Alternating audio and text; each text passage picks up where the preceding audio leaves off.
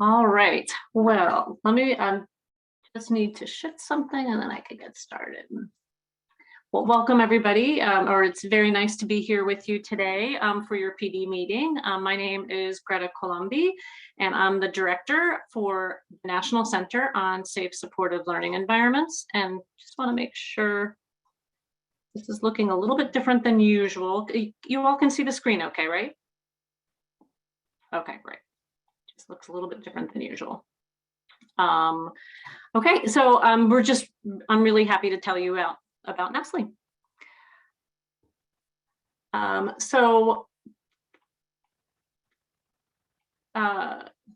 Today I'm pleased to tell you about our center. I'll start by telling you about who we are, what we do and who we serve, and then finish by walking through a variety of resources that we have developed that we hope will be helpful to you. So who are we? We are a passionate, mission-driven team of folks who have expertise in school climate, issues that affect school climate, implementation, technical assistance provision, survey administration, and data analysis. We have team members with special skills and knowledge in areas like Medicaid reimbursement, trauma, and survey administration. Many have worked in schools and districts as teachers and administrators. Some have worked in state agencies. We also have some team members who were therapists in the past too.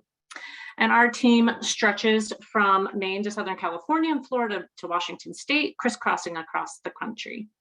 And together we partner with the Department of Education.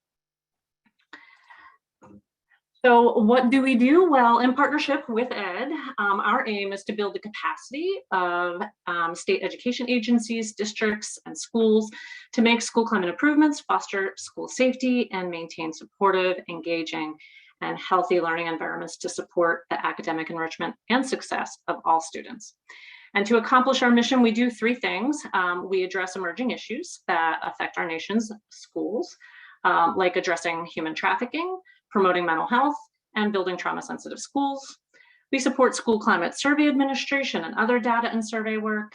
And then we support those we serve in selecting and implementing appropriate strategies, interventions, programs, et cetera, based on data. But who do we serve? Well, there are two big groups that we serve. We first serve a set of U.S. Department of Education funded grantees, like the Center on PBS supports you. And we support the Project Prevent, mental health service professionals, trauma recovery, and school-based mental health grant programs. And some of you have one of those grants in addition to school climate transformation grants, so hi. And through our work, we support SEAs, LEAs, regional education agencies, and some charter schools. We do that through one-on-one assistance, with a dedicated technical assistance specialist, and group-based training and TA, that's by grant group and then cross-grant group, since a lot of the content is similar between the grants. The second group we serve is the field at large. And we provide a little bit more general outreach, given the the national outreach. And we support and aim to support states, districts, school administrators, institutions of higher education, personnel, educators, community members, families, and youth across the country. So that means that includes you.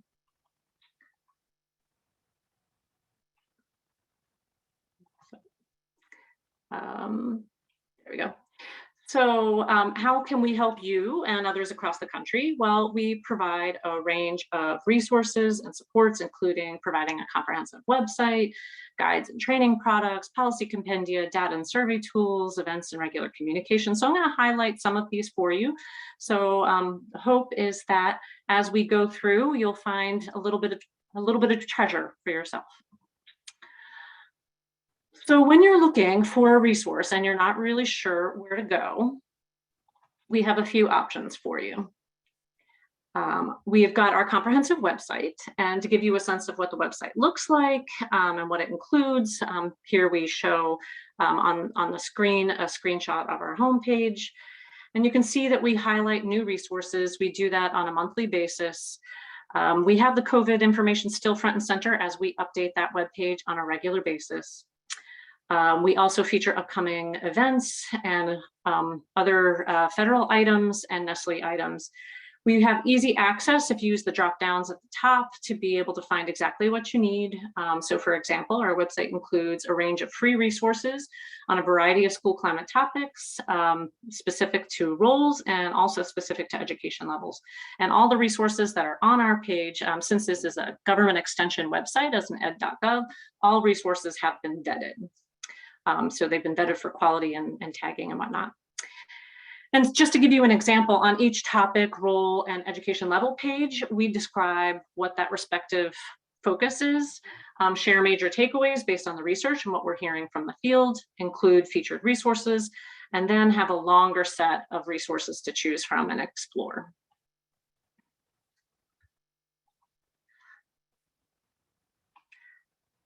Also on the website, we feature a number of Nestle developed resources. We have developed a variety of guides and resource packages. And here's just a selection of some. And thank you to Carlette and Nicole and the Center on PBIS for featuring some of them on your break with the music. But some of them include the Human Trafficking in America's Schools, which is a guide, the School Climate Improvement Resource Package.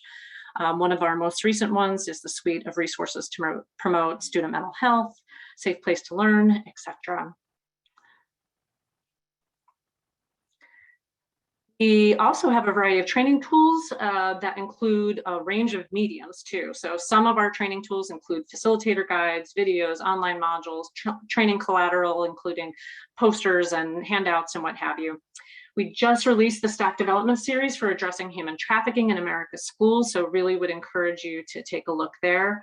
Our trauma-sensitive schools training package is also quite popular, as we had piloted that with over 80 entities to fine-tune it. And as we reflect on Teen Dating Violence Prevention Month, this coming March, I would love to call your attention to our Get Smart, Get Help, Get Safe training suite, where it comes with a complete facilitator guide, slides, and handouts to be able to do in-person training. And all of those facilitator guides break up the content into chunks in the hopes that if you can't do a full training at one time, you can break it up over a couple of days.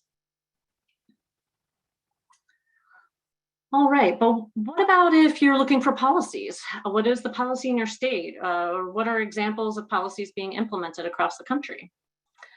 And we update 2 policy compendia on an annual basis. We have the Compendium of School Discipline Laws and Regulations. And this one, you can basically search by state or by category to be able to find appropriate administrative code and laws. And some of the categories of discipline are broken out pretty finely.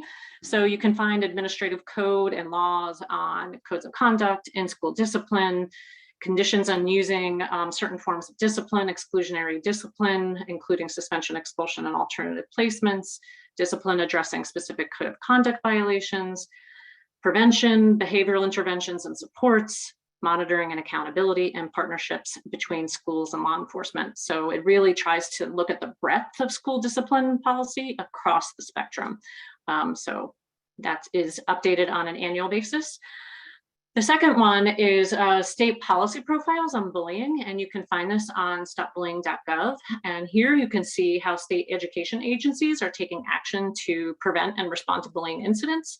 And these state profiles share information on the common components found in those respective laws and policies and regulations, which have definitely evolved over time. And it includes definitions of bullying, the defining characteristics, and that are commonly targeted for bullying behaviors, and detailed requirements for school district policies.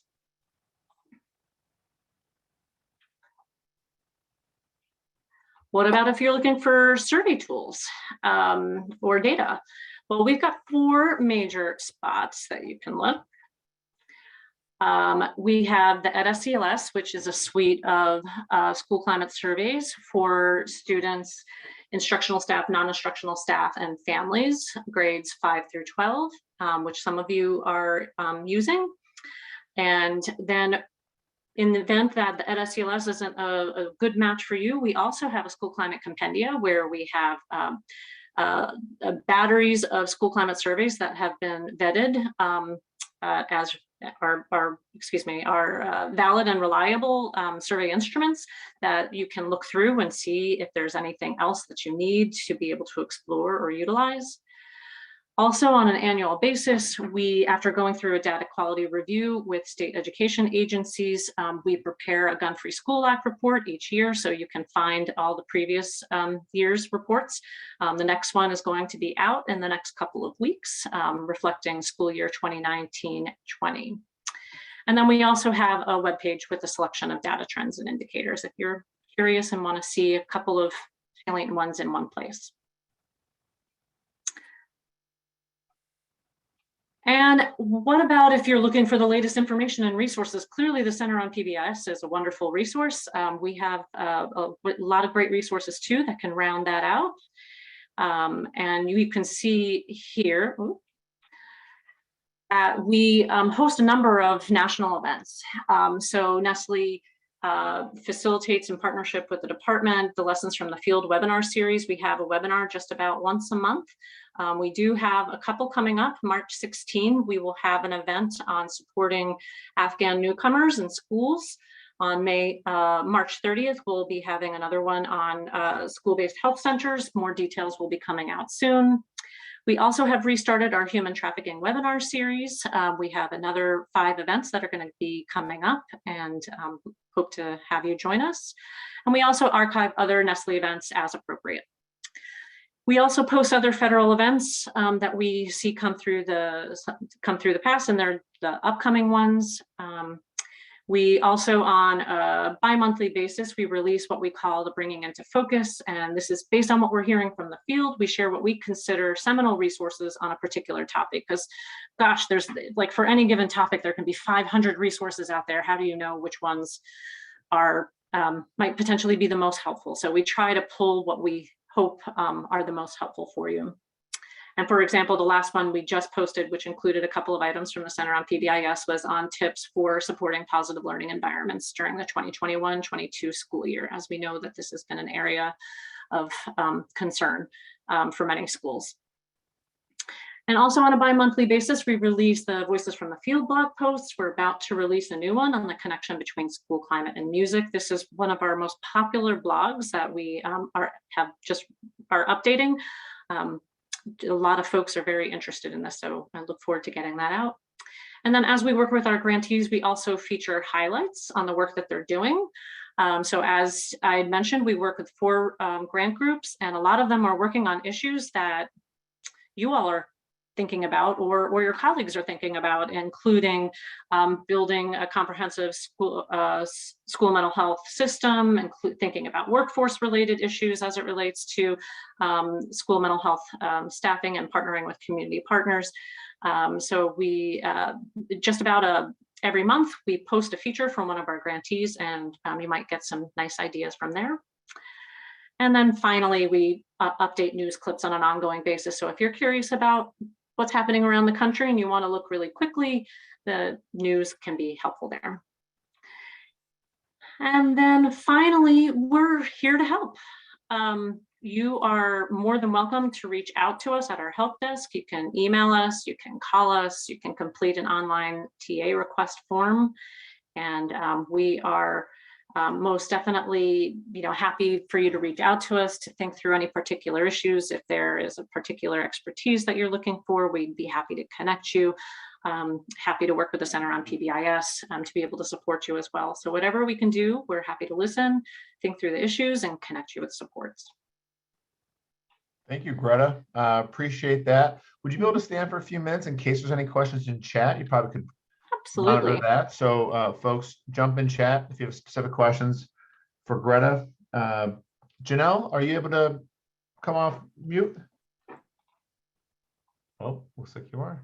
I am. Good afternoon, everyone, and thank you so much for inviting the REMS TA Center to present today. My name is Janelle Hughes, and I serve as the project director for the REMS TA Center, also known as the Readiness and Emergency Management for Schools Technical Assistance Center. And some of you may already be familiar with us. We are administered by and work in partnership with the U.S. Department of Education's Office of Safe and Supportive Schools. And our goal is to help education agencies like yourselves with Their community partners manage safety, security, emergency management, and preparedness programs. And we really do this by building the preparedness capacity, including prevention, protection, mitigation, response, and recovery of schools, school districts, institutions of higher education, and all of their partners at the local, state, and federal levels. And the great thing is that everything, and I mean everything that we offer, is free to education agencies, of course, due to the U.S. Department of Education funding our efforts. We were established in 2004, which means that we have been serving as your National School Safety Center for more than 15 years. And we've certainly seen the field of school emergency preparedness change over this span of time, and it's certainly been exciting. I am going to take a moment now to share a video that provides some more information about us.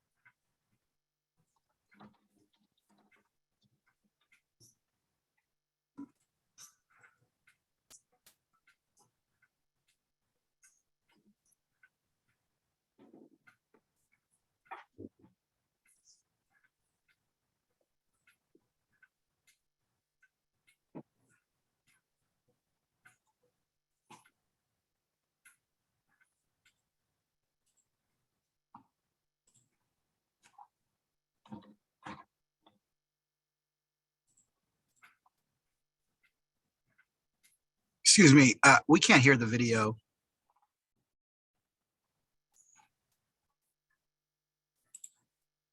Thank you so much for sharing that. So what I will do is I'll share the video with you all, but we provide a great overview of the resources that we provide via that video. And we also welcome you, if you're ever working with partners, to share that with your partners as well. And I'll move on. Our website is truly a fantastic resource. In our sliding carousel, we promote our recently released resources and national campaigns that are applicable that month. And we do that in partnership with a variety of federal agencies who focus on key aspects of school safety and emergency management. Below the carousel, you'll find upcoming events that you can participate in, such as webinars, web chats, and awareness days, all the federal guidance documents on school safety topics, different locations for which we'll be providing trainings throughout the country and its territories, as well as quick links. And we really encourage you to take some time to explore our website when you get a chance. We offer what we call several layers of service that are grouped into two main buckets, including technical assistance and training. Our help desk maintains a toll-free phone line and email address that we use to respond to any of your direct requests for technical assistance. In addition, we create many resources and tools that provide education agencies with technical assistance on safety, security, emergency management, and preparedness topics. And this includes fact sheets, creative materials, emergency operations plan samples, interactive tools, and virtual toolkits. Furthermore, we disseminate resources from our partners and facilitate sharing through various formats on our site, including a topic-specific resources section. We have a state emergency map that provides access to all of your emergency management partners at the state level. A toolbox, which we welcome you to use to share any resources that you are using at your LEA to help manage school safety and or to develop emergency operations plans. And we also have our community of practice, which I'll share a little bit about more today as well. We produce, as I mentioned, a variety of publications and guidance documents in collaboration with federal partners and practitioners in the field. Formats range again from fact sheets to sample annexes to resource lists and flyers and newsletters and announcements. We also maintain a section on our website that houses resources from the REMS TA Center, the U.S. Department of Education, and federal agency partners on more than 20 topics and then various subtopics within those 20 topics.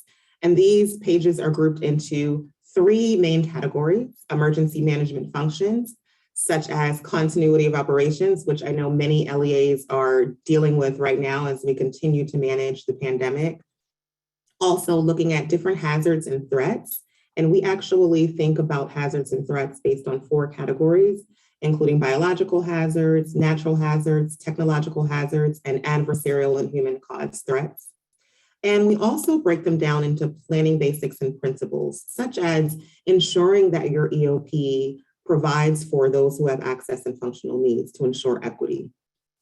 You can also use our new search engines on these pages to find resources that fit your needs.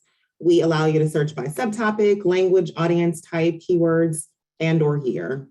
And we have recently released various publications and guidance documents that can support education agencies like yourself with supporting students' social and emotional well-being, as that is considered particularly around returning to school. And I will be sharing many of those resources via the chat, but that does include a fact sheet on ensuring the resilience and well-being of school personnel, students, and families during and after the pandemic. It also includes resources that look at developing trauma-informed emergency operations plans as well. So again, I'll share those resources via the chat, and we welcome you to take a look at them and to download them. There are a variety of ways that you can interact with the REMS TA Center, including by attending some of our webinars, but you can also submit your tools. As I mentioned previously, we have a toolbox on our website via which we accept locally or state developed tools specific to school safety or higher ed safety and emergency management. And we're always looking for new resources to feature. We find that many practitioners in the field value having sample resources that come from practitioners who are dealing with many of the same issues they're dealing with.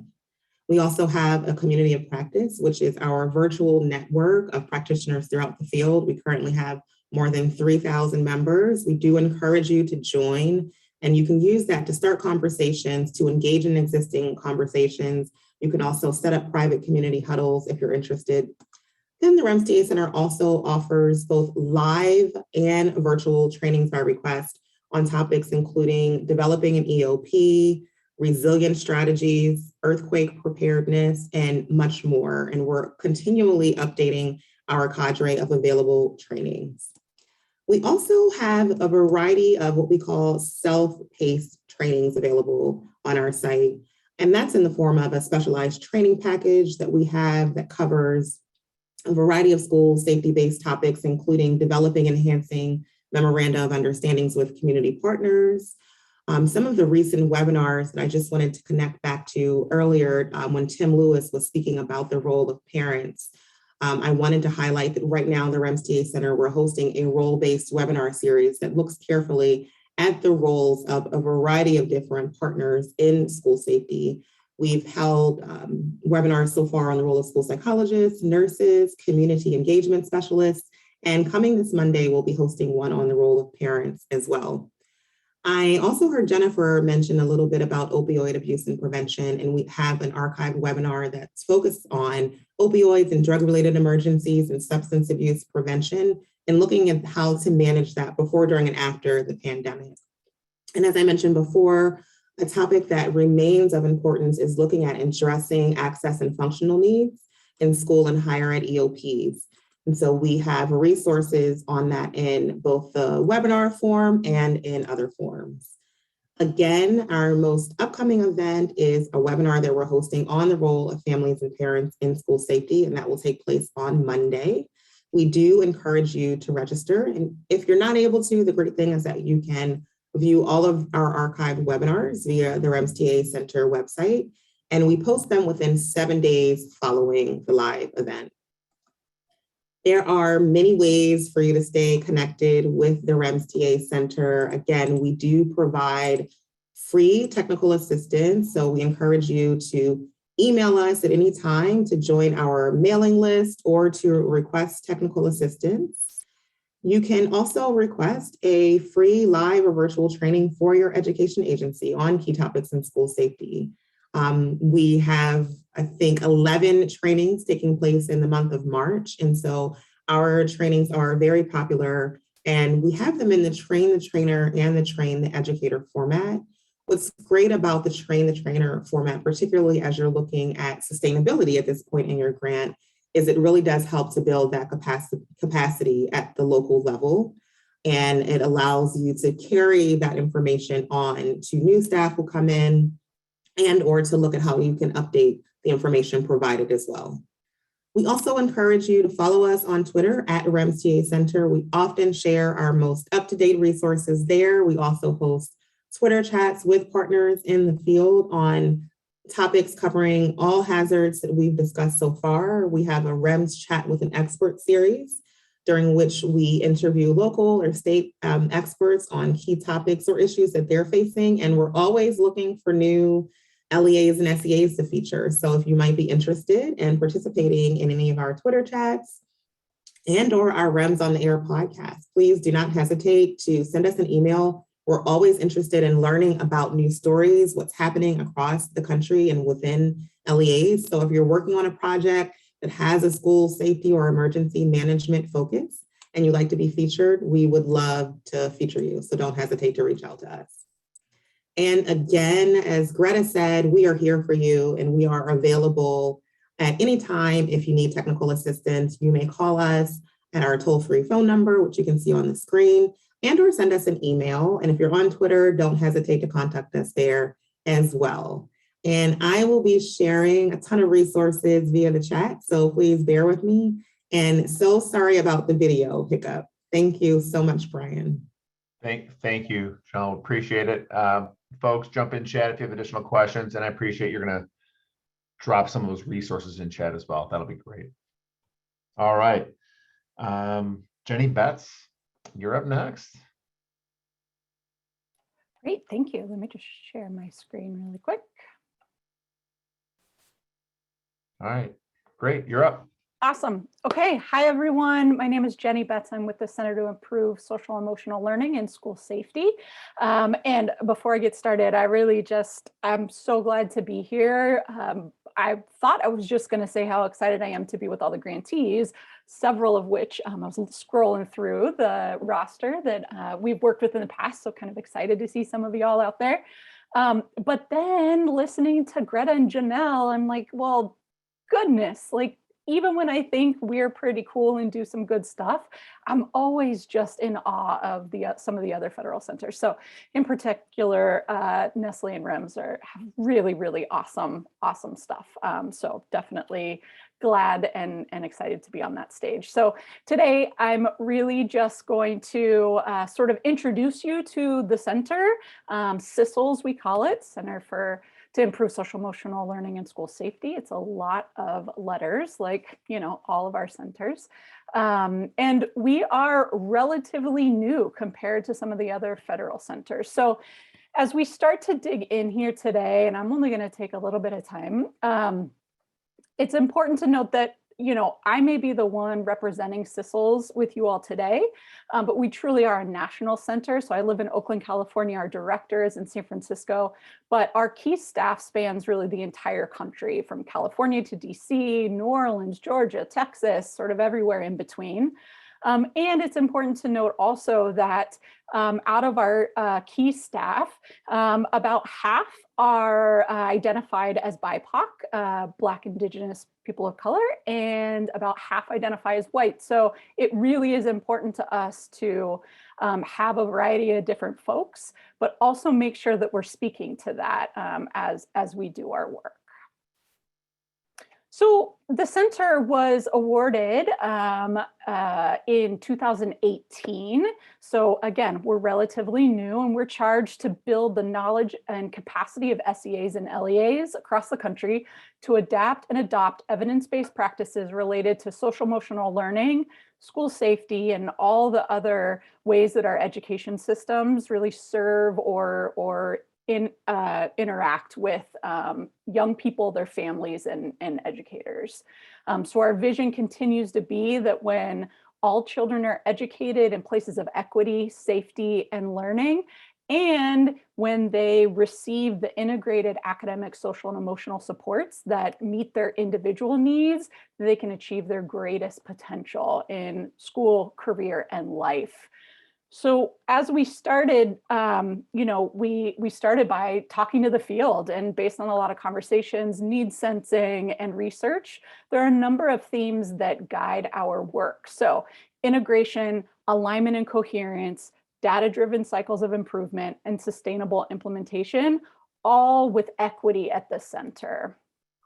And we take an ecological approach to our work, so making sure that we're really looking at the personal, the interpersonal and environmental, and the systemic conditions necessary really for everyone to thrive. Like many other federally funded technical assistance centers, we organize our TA in 3 tiers, right? So the general, the targeted, and intensive, which I'm going to use just for the next few slides to share some of the resources that are available to you all or relevant to what you all are doing. And I'm not able to see the chat, but I know that folks are putting things in the chat, probably Janelle, and I will do the same thing Janelle did and put links to some of these things after I'm done here today. So, all right, so the first thing I want to just talk about is our general tier, right? Tier 1 serves the broadest possible audience in the field and includes a growing inventory of curated online resources, so evidence-based professional learning opportunities, videos, tools, resources, all of that sort of thing. They're all on our website, which is sclcenter.wested.org.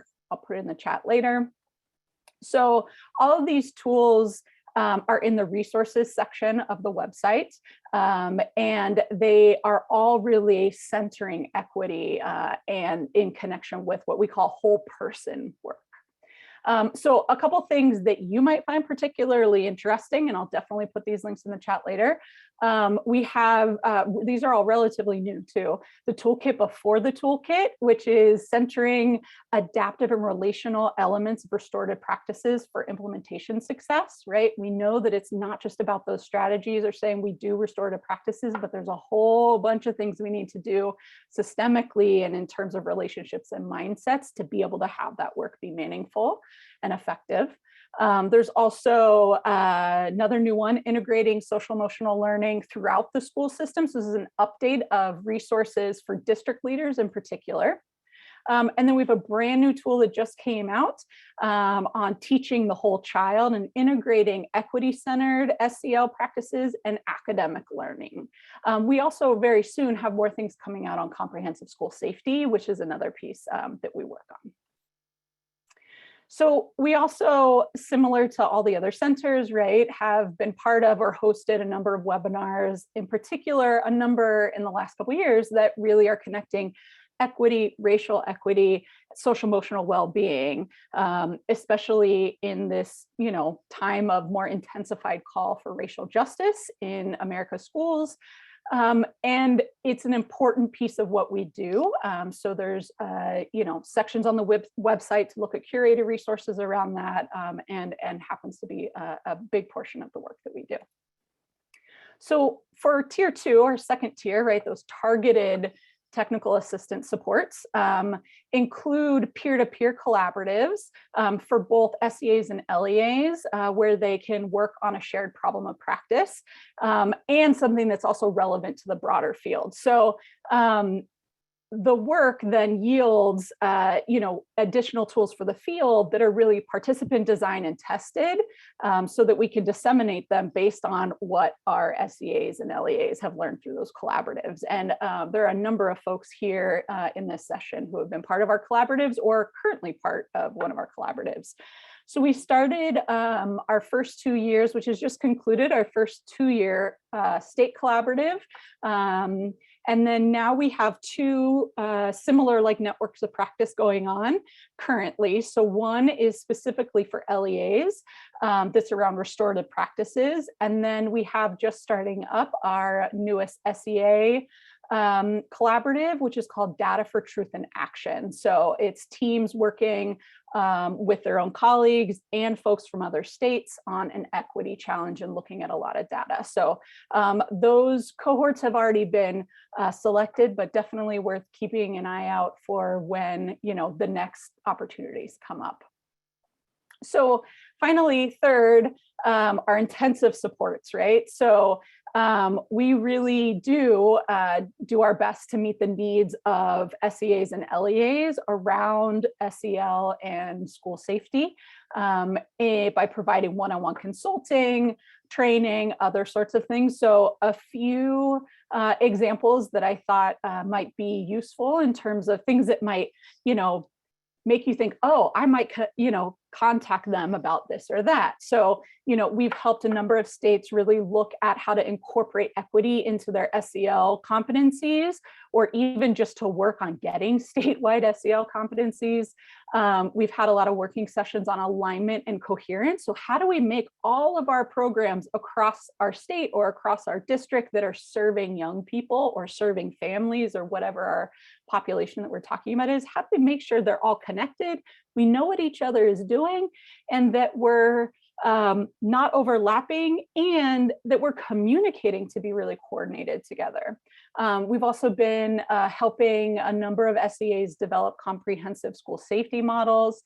And by that, we really mean it's not school safety, you know, sort of like Janelle was saying, right? It's not just about responding to an environmental crisis or something, right? But there's all sorts of things that go into our idea of safety, whether it's trauma-informed work or, worrying about actual, the physical safety of a school. And then we do a lot of resource curation. So folks may email us and say, hey, we need some help with this. And if we can't help you directly, we'll either connect you with someone or we'll help you see what, other things are out there to guide you to what you need. So that is a quick and dirty overview of SCTG and our work. And I encourage you to go to the website. Again, I'm going to put the resources, the links in there. And we also have a pretty great newsletter. And you can always contact me directly, and just happy to be here and to see y'all. So I'm going to start sharing some things in the chat. Thanks for listening. Awesome. Thank you so much. The resources are extraordinary. That should really be the message that everybody's getting across this. So appreciate that. Brandy is up. And Brandy, All I can right. see your slides. There we are. I hear you. Perfect. I was just slow to unmute. So that was fantastic. And thank you to Greta and Janelle and Jenny for sharing all of the amazing resources. And I'm appreciating that we are at the tail end of a very long day. So what I was going to do is kind of remind you a little bit about the work that our center does, but also recognize that we get to be with you a lot tomorrow. And so I was trying to highlight a few things that may not come up tomorrow. So I know many of you have worked with us because we have the privilege of supporting your grants, but our center has been funded continuously since 1998. So in highlighting and selecting resources to share, one of the hardest things was it was tempting to give you like a top 50. And I was trying to hold myself back a little bit. So what I decided to do instead was give you the one-page handout with links to some of my favorites. It doesn't get all the way to top 50. And I'm saying but I've reached out to other folks in our center. So it's our collective favorites that are not being highlighted in the other sessions we've already done. I also wanted to take a couple of minutes and just reorient you to our website and specifically where resources are for school climate. Because I know, at least for me, as I go to each center's website and all the other places that I visit on a given day, everybody organizes them slightly differently. And so many of the resources that are from today and directly for you all are there. I wanted to highlight a few of our upcoming events, specifically the ones for you all. And then again, land on a few categories of resources and leave you with those to click into and think about following this.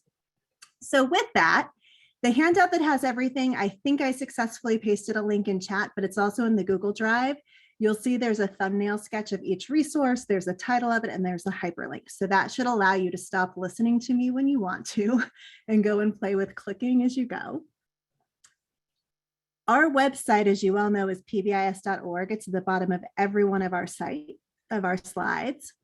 And when you go to our website, there's a scrolling topic bar, so that will change month to month. Right now, it's highlighting all the resources that we have around supporting schools during and after the crisis. It also highlights some featured resources. It promotes a little bit of education on what the tiered framework looks like. And there's also places, if you continue scrolling in the top bar, to think about getting started if you have schools that are brand new to this work. So at the top right, we have a series of drop-down menus.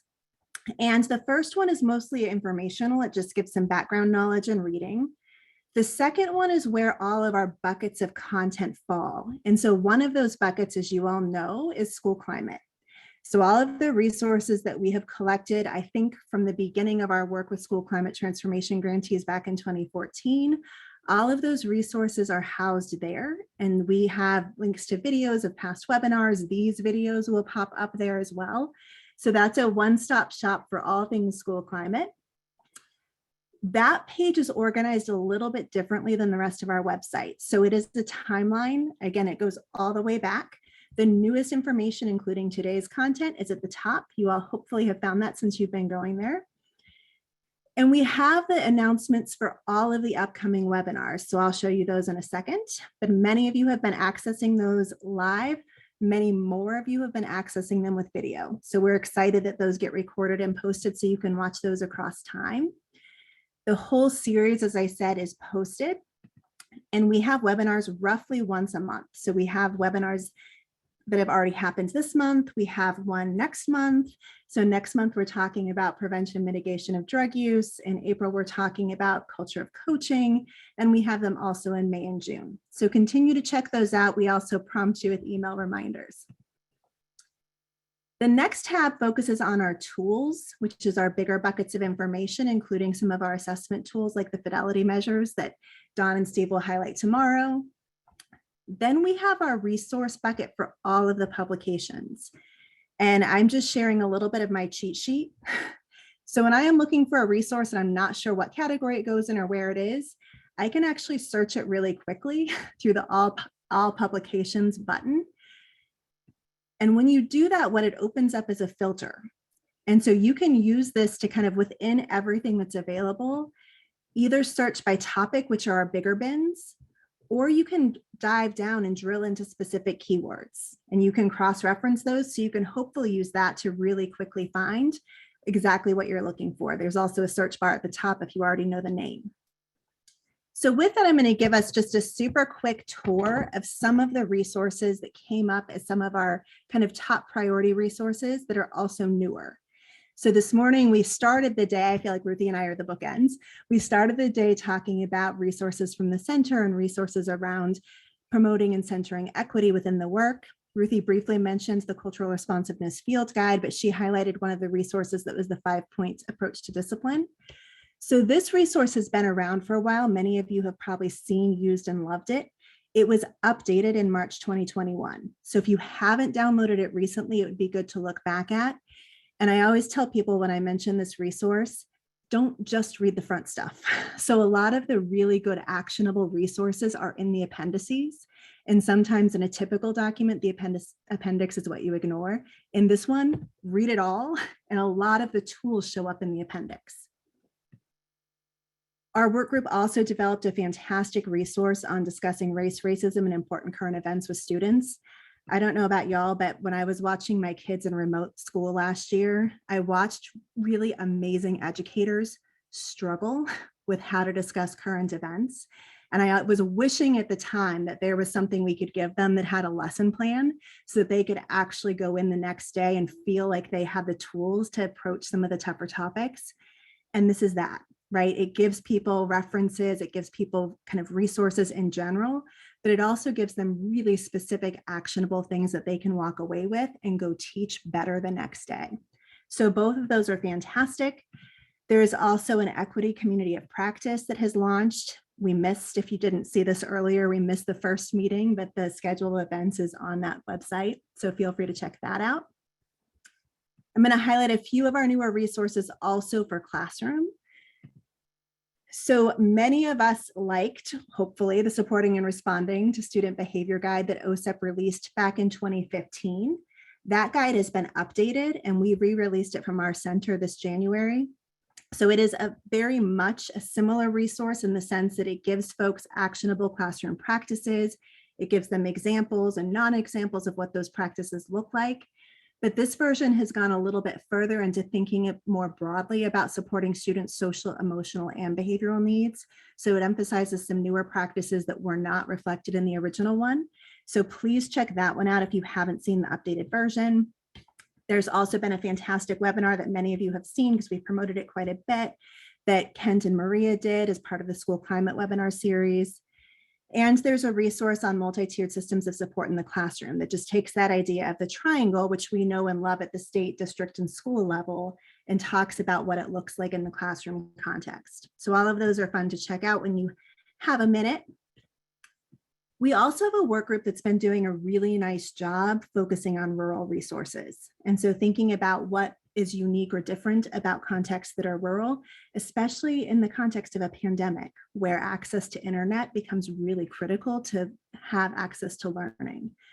So there have been a few resources that have come out recently focused on rural environments. So these are just, again, calling out some of the big ideas, but putting them specific into this context. And as you're poking around the resources in the PowerPoint, these are also hyperlinked here. So another place to grab those. And again, you all have seen webinars on rural, so hopefully that's a topic that is near and dear to many of your hearts as well. We've talked, and we heard Rehan earlier talk about the importance of engaging youth, and we've also had a focus on engaging families. So really thinking about how we partner with, co-develop, co-create environments that work for all of our students and all of our families. And in that vein, we've been specific about thinking all families, including folks with families of students with disabilities.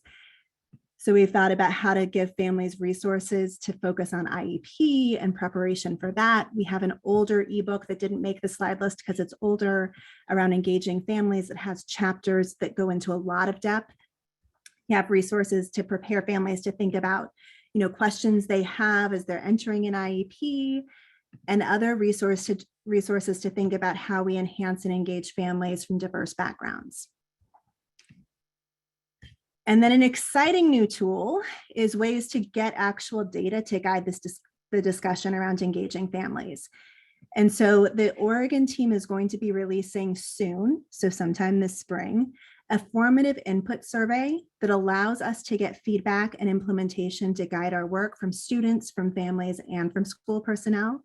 So we will blast that out to you all as soon as the direct link is available, but just stay tuned because we're really excited about this resource being available to guide our work and our practice. So tomorrow we will have a deep dive in conversations about fidelity. We'll have a deep dive in conversations about centering well-being and integrating mental health into the work that we do within multi-tiered frameworks. So again, we are honored to be with you tomorrow, and I decided to keep this very short since we are at the end of a long day. So feel free to ask questions in chat. I think I'm seeing Kent and Tim and others pop resources and conversations in chat. And I will tag in Carlette and Nicole to wrap us up.